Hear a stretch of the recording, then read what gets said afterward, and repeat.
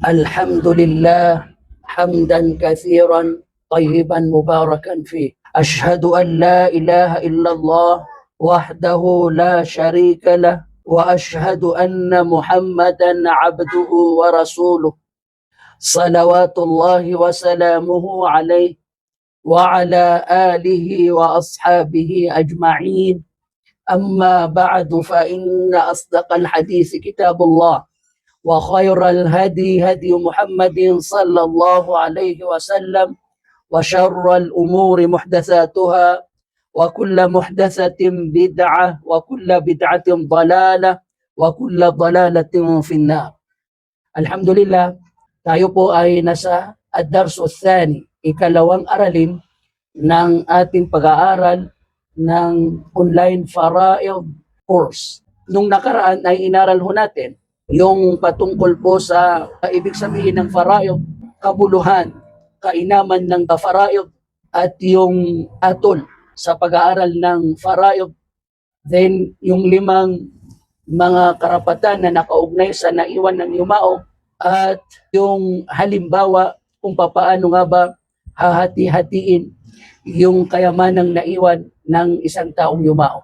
Ngayon naman ay dito tayo sa ikalawang aralin, kung saan ang tatalakayin ho natin dito ay ang unang aral o introduction patungkol sa mga tagapagmana. Sa mga susunod nating pag-aaral ay aaralin po natin ang kabuuan ng patungkol po sa mga tagapagmana. Introduction muna o paunang aral muna hinggil sa mga tagapagmana, dahil ito ang isa sa napakahirap na i-master, gamayin sa usaping faraid o di kaya ay sa pag-aaral ng faraid. Kaya naman sa simula pa lang ay dapat magkaroon na tayo ng paunang aral para po sa susunod nating pagtalakay hinggil dito ay mayroon na po tayong ideya. Ayan. Ang unang tatalakayin natin ay ang kabuuan ng aralin, kalawang aralin. Ang una, ang dami ng mga tagapagmana ay 25. Ayan, 25. Ang dami ng mga tagapagmana. Babae, lalaki. So tatandaan ho natin yun, yung bilang na yan. Then, ang dami ng mga lalaking tagapagmana ay 15. So, doon sa 25 tagapagmana, ang mga kalalakihan sa kanila na tagapagmana ay 15. Dahil doon, ang dami ng mga babaeng tagapagmana ay 10. Ayan. So, 15 sa mga kalalakihan, 10 sa mga kababaihan, 25 lahat o 25. Ang 6 sa mga tagapagmana ay hindi naharang. O tandaan ho natin, yung 25 tagapagmana ay hindi po yan nagmamana ng sabay-sabay. Kundi nagkakaroon pa yan ng laglagan o harangan sa pagit-pagitan nila. Ang iba sa kanila ay naharang ang iba. Kaya naman napagkakaitan ng mana. O tuluyan nang hindi siya nagmamana. Ayan. Ito po yung kabuuan, no, na aaralin natin ngayon sa ikalawang aralin natin. Then, ang 6 na ito sa mga tagapagmana ay humaharang sa iba. Hinaharangan nila ang iba, pero sila ay hindi nahaharangan ng kahit na sino. Ayan. Ang lahat ng mga tagapagmana, bukod sa 6 ay nahaharangan o nahaharang. Ang tagapagmana, bukod sa 6 ay nakakaharang at nahaharang. So, ibig sabihin ay bukod doon sa 6 na tagapagmana, lumalabas na 6, 25 minus 6, 19. So, yung 19 na tagapagmana ay mayroon sa kanila na nagagawa niya naharangan ng iba. Katulad kung paano ang 6 na ito ay nahaharangan nila ang ibang tagapagmana. Ayan. Bagaman sa kabilang banda, sila din ay nahaharangan. So, doon sila ay nagkakaroon ng pagkakaiba sa pagitan ng 6 na ito, na kung saan ang 6 ay hindi sila nahaharangan. Pero yung bukod sa kanila na nakakaharang, ay nahaharangan din. So may dalawang sitwasyon. Maari nilang maharangan ang iba sa kanila, sa kabilang banda ay nahaharang din sila. At ang umaharang sa kanila ay ang 6 na ito. So mababatid natin, malalaman natin sa aralin na ito kung sino-sino sila. Ayan. Then, Ang batayan ng pagmamana ay ayon sa pinakamalapit sa yumao. So ibig sabihin, ang batayan po no para tuluyang magmana sa yumao ay ayon sa pagkakalapit. Halimbawa, may dalawang tagapagmana, ang titingnan sa kanila ay kung sino ang pinakamalapit sa yumao. Kung sino ang pinakamalapit sa yumao, ilalaglag niya yung nakakasunod sa kanya. So, ganun po yung proseso o kalakaran pagdating sa paghahati ng yaman. At inshallah, lahat ng ito ay maiintindihan din natin. Ayan. So, yan po yung kabuuan ng ating aaralin dito sa ikalawang aralin. Ang 25 tagapagmana, ang 15 sa kanila ay mga kalalakihan. Sino nga ba sila? Una ay ang asawa, asawang lalaki. So ibig sabihin ang yumao, ipapalagay natin na ang yumao o namatay ay ang asawang babae. Tapos naiwan niya yung asawa niyang lalaki na buhay. So siya ang una sa mga tagapagmana pagdating sa hanay ng mga kalalakihan. Then sunod ay ang al-ab, ang tatay ng yumao. Ayan. Ikatlo ay ang tatay din ng kanyang tatay. Ibig sabihin ay lolo sa tatay ng asawang babaeng yumao. Ayan, kasi ipapalagay natin dito na ang yumao ay babae dahil ang una na tinatalakay natin ay asawang lalaki. Ang 2 and 3 ay ang tatay at ang kanyang tatay. Ibig sabihin, lolo ng yumao. Ayan. So, mayroon na tayong tatlo. Then, pang-apat at pang-5 ay alibnu wabnuhu. Ayan. Ang anak ng yumao, anak na lalaki at yung anak din na lalaki ng kanyang anak. So, sila pareho hanggang pababa ay tagapagmana. Ayan. Ang 6 to 7 naman ay ang al-akh ash-shaqiq wabnu. Ang kapatid na buo, kapatid sa ama at ina.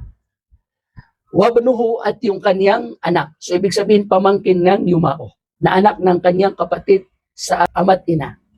Then, sunod ay ang 8, 9, pang-8 at pang-9 ay ang al-akh lil-ab, ang kapatid na lalaki sa tatay.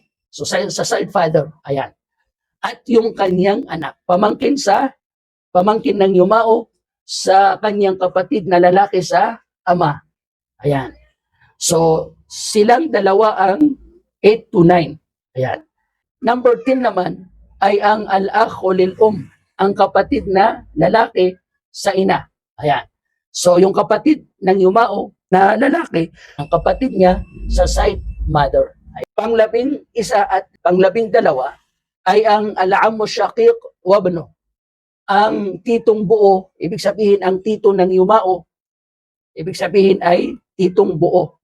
Kapatid ito ng kanyang tatay sa ina't ama. Ayan, kaya buo. Gayon din yung kanyang anak. Ayan, hindi kasama yung side mother, side father lang. At yung anak, ibig sabihin ay kanya itong pinsan ng yumao sa kanyang titong buo. Ayan. Sunod ay ang 13 and 14 ay ang al-ammu lil-ab wabno. Ang tito sa ama, side father lang.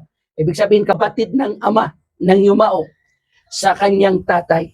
Tapos yung anak din ng kanyang tito sa side father ng yumao. So hindi kabilang yung tito sa ina, ganun din yung tita.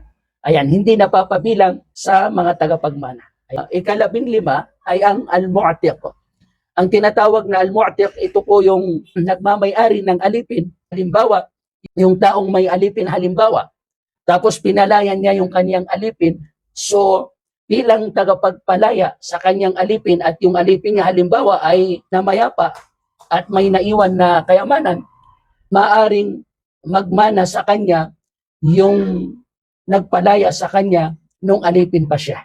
Ayan. So may mga procedure. Inshallah, matatalakay din natin kung paano nga ba. Tandaan natin, ulitin natin. Asawa na lalaki, ang namayapa yung babae. Tapos, yung kanyang anak na lalaki at yung anak din, ibig sabihin apo niya, doon sa anak niyang lalaki. Tapos hanggang pababa na yon. Then, pang-apat, yung kanyang tatay. Tatay ng namayapa. Tapos, yung tatay din ng kanyang tatay. Pataas din yon. Ayan. Ibig sabihin ay lolo niya. Lolo ng namayapa.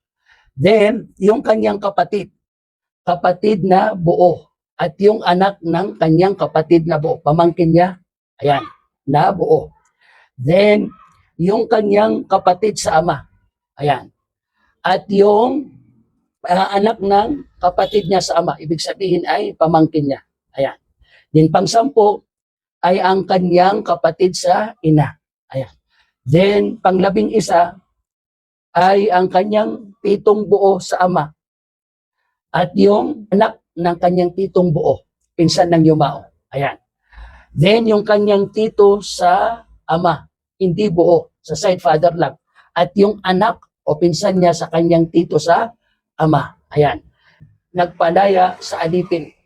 Naging malaya yung alipin at nagkaroon siya ng mga ari-arian at siya'y namatay. Tapos wala siyang tagapagmana. So ang makakapagmana sa kanya ay yung nagpalaya sa kanya. Ayan. So ganun po yun. Pagdating naman sa mga kababaihan, ayan, ay 10 sa kanila. O sino naman sila? Una, ay ang azawja. So ang namayapa dito yung asawang lalaki. Kasi ang tagapagmana, unang tagapagmana ay ang asawang babae. Ayan. Then, sumunod sa kanya ay ang kanyang ang kanyang ina, nanay. At yung nanay ng kanyang ina, ibig sabihin lola. Lola ng asawang lalaki na yumao. Ayan. So yun yung 2 and 3. Then, ang pang-apat ay ang lola niya sa kanyang side father. O tanda natin, 2 lola ang nagmamana. Lola sa side mother at lola sa side father. Ayan. Pero pagdating sa lolo ay side father lang. Yung lolo sa side mother ay hindi po siya tagapagmana. Ayan. Then sunod, pang-5 ay ang albint, ang anak na babae. Ang anak na babae ng yumao. Ayan. Then pang-6 ay ang bintu liban, ang anak na babae ng anak na lalaki ng yumao. Ibig sabihin, ang apo niyang babae sa kanyang anak na lalaki, yung yumao. Ayan.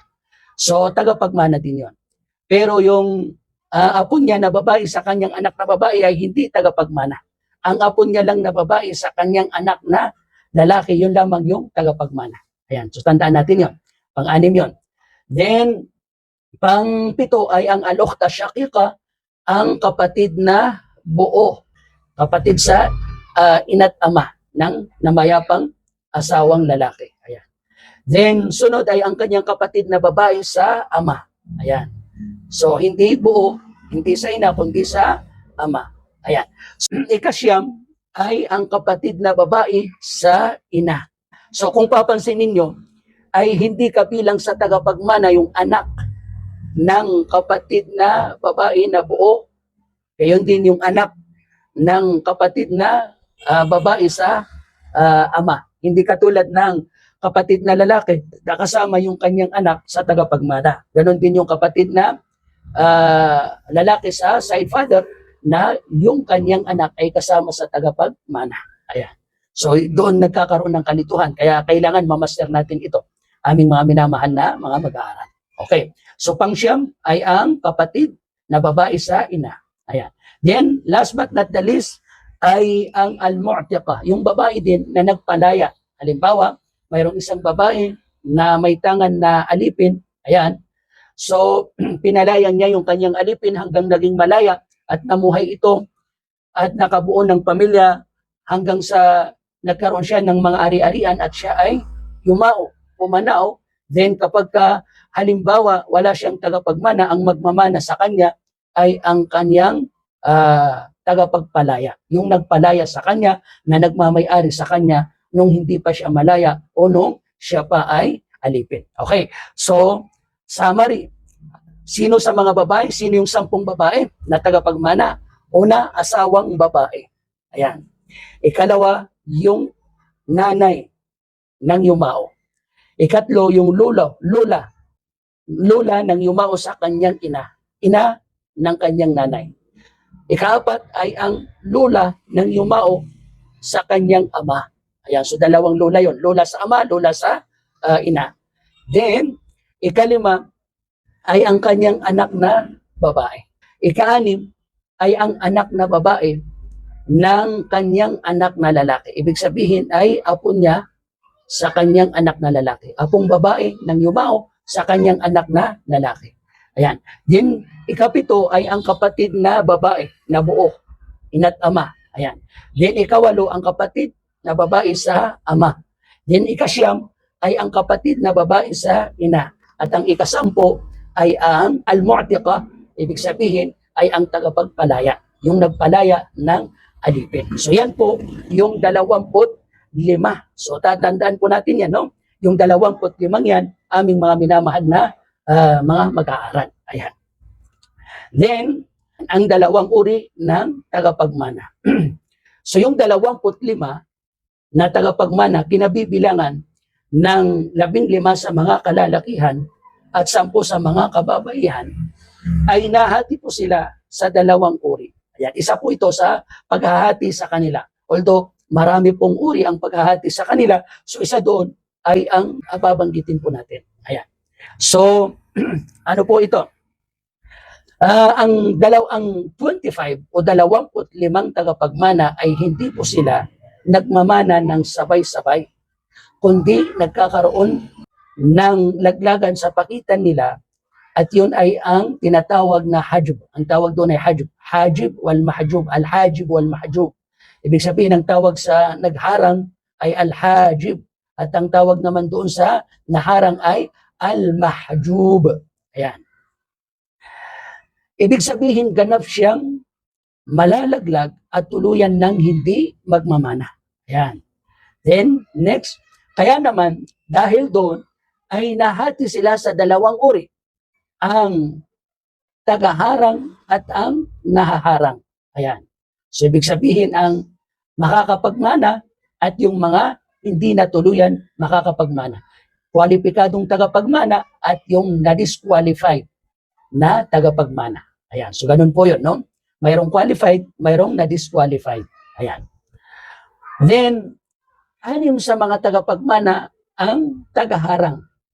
At hinaharang nila ang 19 na natitirang tagapagmana. Ayan, so yun yung nabanggit natin kanina sa khulasa o doon sa kabuuan ng ating aralin. Then next, ang mga tagapagmanang hindi nahaharang, sa halip ay sila ang humaharang sa lahat ng iba pang tagapagmana, ay sila ang una, asawang lalaki. O tandaan natin yan. Ang asawang lalaki ay isa sa 6. Ikalawa, ay ang asawang babae. So silang mag-asawa. Ayan. Ikatlo ay ang ama. Ayan. Ika-4 ay ang ina o nanay. So silang ang mga 2 magulang. Ayan. Silang 2 magulang. Then, ika-5 ay ang anak na lalaki at ika-6 ay ang anak na babae. Ayan. Ano po ang ibig sabihin nun? Ibig sabihin, kapag yumao ang isang tao at naiwan niyang buhay ang asawa, ama, ina, anak na lalaki at anak na babae, silang 6 ay haharangin nila ang lahat ng iba pang mga tagapagmana at tuluyan ng walang makakapagmana sa kanila. So, pag binawas natin yung 6, 19 ang natitira, so tuluyan ng walang makakapagmana doon sa 19 na natira. Ayan, pagkaraan ng 6. Ayan, so, yun po yung dapat nating tandaan. So, sino po yung 6 na yun? 2 mag-asawa, 2 magulang ng yumao. Ayan. Tapos, yung kanyang anak na lalaki at anak na babae. So, yun po yung 6 na yan. Kapag umiral po ang 6 na ito, so lahat ng tagapagmana ay disqualified. Kapag umiran itong 6 na ito. Ayan. So, siyempre, hindi iiral yung 6 na yan. 5 lang. Kasi, siyempre, mayroon pong mamamatay. Dahil walang tinatawag na pagmamana kung walang yumao. So halimbawa, ang namatay yung lalaki, so ang magiging tagapagharang ng lahat ay ang asawa niyang babae, ang kanyang 2 magulang, yung anak niyang lalaki at yung anak niyang babae. Kung ang namatay naman yung asawang babae, so siyempre, ganun din, yung asawang lalaki ang tagaharang, yung dalawang magulang ng yumaong babae na yon, at yung kanyang anak na lalaki at yung kanyang anak na babae. So 5 lang sila. Dahil yung isa sa kanila ay yumao para mangyari yung pagmamana. Ayan. So wala pong pagmamana hanggat walang yumao. Ayan. Ang mga taga-harang at ang mga naharang. Okay. Ito na yung 6. Isa-isain natin kung papaano nga ba nila hinaharangan o nahaharangan yung ibang mga tagapagmana. So ito po yung mga tagapagmana na humaharang po sila pero hindi sila nahaharangan. Tandaan natin yan. So una ay ang al-ibn. Actually ang pinaka malakas na tagapagharang ay ang al-ibn, ang anak na lalaki. Na kung saan yahjibu jami'al waratha ma'ada zawjain wal walidaini wal bint. Ayan.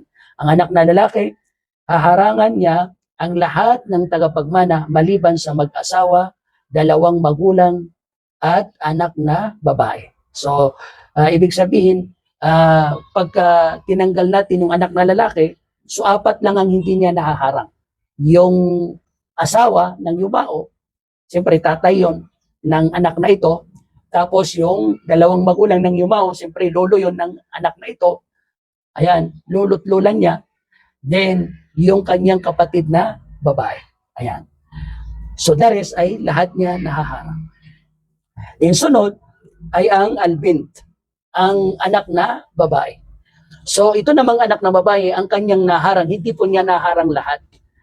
Ilan lang po ang kanyang naharang sa mga tagapagmana. Hindi po ganong kalakas yung kanyang pagharang. Hindi katulad ng anak na lalaki na napakalakas ng kanyang kapangyarihan na harangin ang mga tagapagmana. Pagdating naman sa babae, ay hindi po ganong kalakas. Tahjibul ikhwata wal akhawat lil Ang tanging nahaharang lamang ng anak na babae ay ang mga kapatid na lalaki at kapatid na babae sa ina, sa side mother. Ayan. Haharangan niya ang mga kapatid sa nanay, babae man o lalaki. Mga kapatid na lalaki at mga kapatid na babae sa side mother ng yumao ay nahaharangan ng anak na babae. Ayan. So ibig sabihin, kapag kanariyan yung anak na babae, wala nang tagapagmana na kapatid na lalaki o babae sa side mother. Ayan. Yung kanina na anak na lalaki ay lahat wala. Pwera na lang sa 4. Ang hindi lang niya haharangin ay ang 4. Pero pagdating dito sa anak na babae, ang naharang lang niya ay ang mga kapatid na lalaki at babae sa ina. Ayan. Pero the rest ay hindi niya nahaharangan. Ayan. So mababaw lang. Ibig sabihin mahina lang yung kanyang pagharang. Din yung azawjan, yung 2 asawa, yung mag-asawa, yung asawang lalaki at asawang babae. Sino man sa kanila ang buhay at yung isa'y namayapa, no? Sila po, kahit sa sino man sa kanilang 2, ay walang nahaharangan. Walang kapangyarihan yung asawa, babae man o lalaki, naharangan ang kahit na sino sa mga tagapagmana. Hindi katulad ng anak na lalaki at anak na babae. Wala silang naharangan ng ganap na pagharang. Then, sunod na tagapagharang, na ito yung 6 actually na binanggit natin kanina na nanghaharang pero hindi nahaharangan, ay ang tatay, al-ab. Yahjibu jami'al waratha ma'ada zawjaini wal walidaini wal bint. So siya ang sumusunod sa anak na lalaki. Ayan. Pagdating sa lakas o kapangyarihan sa pagharang sa mga iba pang mga tagapagmana. Ayan. Ang tatay, haharangan niya ang lahat ng tagapagmana maliban sa mag-asawa. Ayan. 2 magulang at anak na babae. Ayan. So, yun lang yung hindi niya nahaharangan. Ayan. Sino nga ba yung hindi nahaharangan ng tatay?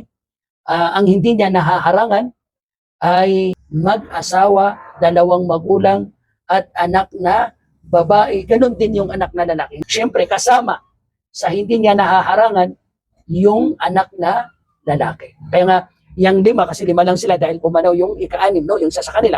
So ang naharang ang hindi lang nahaharangan ng anak na lalaki yung 4. Ayan. So ganun din yung tatay na siyang sumusunod sa lalaki, anak na lalaki na may malakas na kapangyarihan sa pagharang sa iba pang mga tagapagmana. So, ang hindi lang din niya nahaharangan ay yung anak na lalaki, anak na babae. Ganon din yung dalawang mag-asawa. Ayan.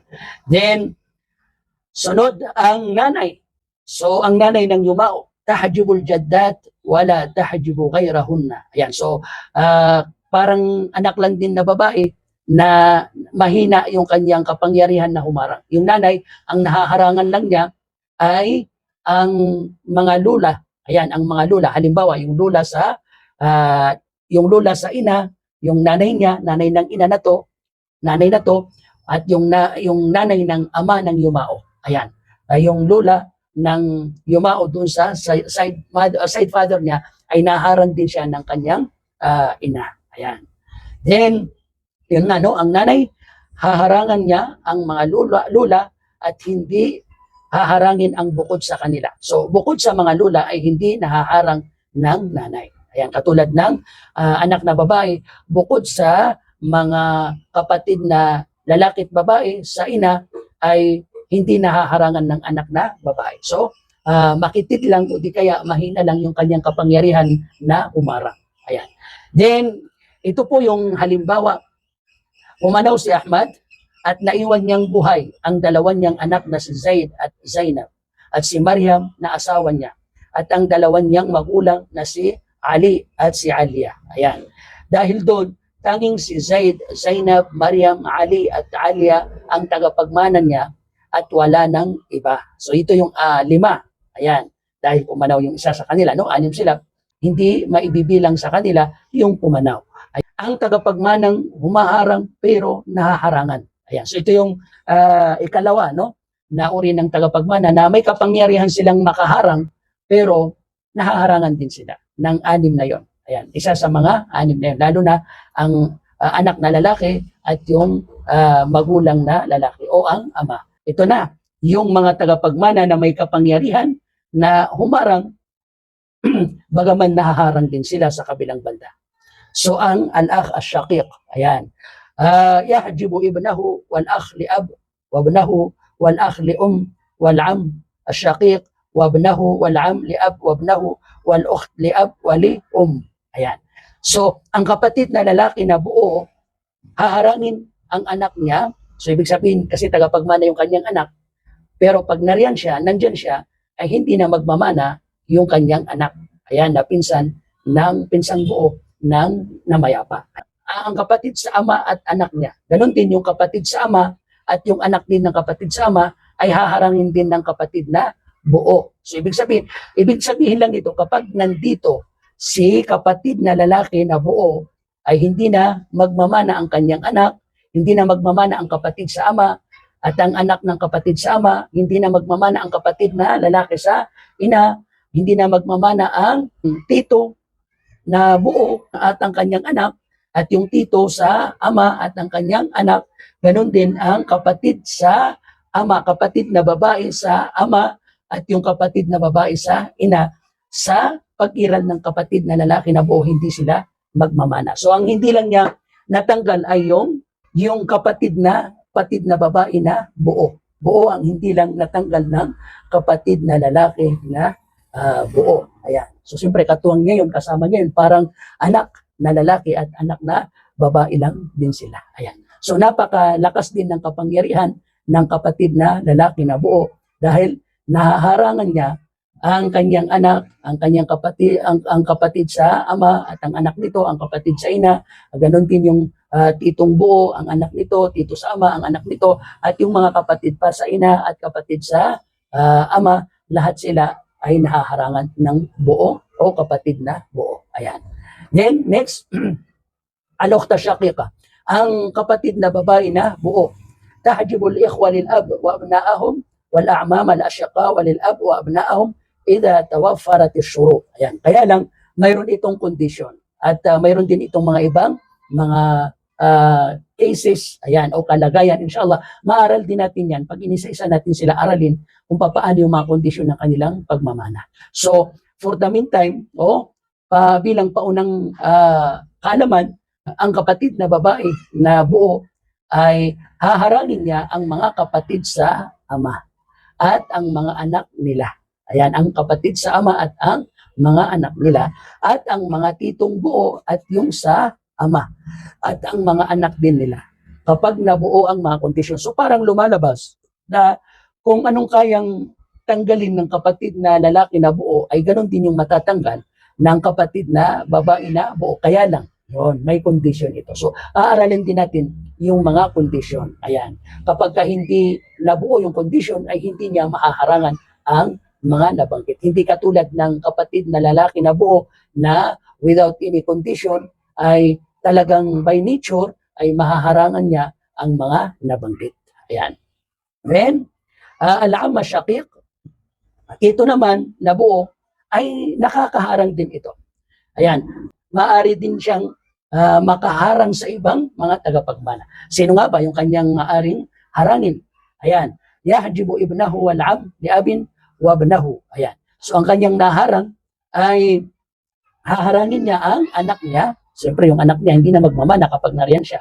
At ang tito sa ama, ayan, at ang anak niya. Ganon din yung tito sa ama, hindi na magmamana yon. At yung anak niya na magiging kahalili niya kapag wala siya, ay hindi na rin yun magmamana. Ayan. Balikan lang natin yung 25, no? Bigyan natin ng maiksing summary, no? Para doon sa pagtatanggal, no? Al-ab wa abuhu, yung tatay at yung tatay niya. Pag nandiyan si tatay, hindi na magmamana yung tatay ng tatay. O, ibig sabihin ng lolo ng yumao. Ayan. Kapag nandiyan yung anak na lalaki, hindi na rin magmamana yung anak niya. Ibig sabihin yung apo ng yumao. Ayan. Kapag nariyan, yung anak syaqiq, ay hindi na magmamana yung kanyang anak. Ayan. Ibig sabihin ay pamangkin ito na buo ng yumao. Ayan. So, kasi nga, nandun yung kanyang tatay.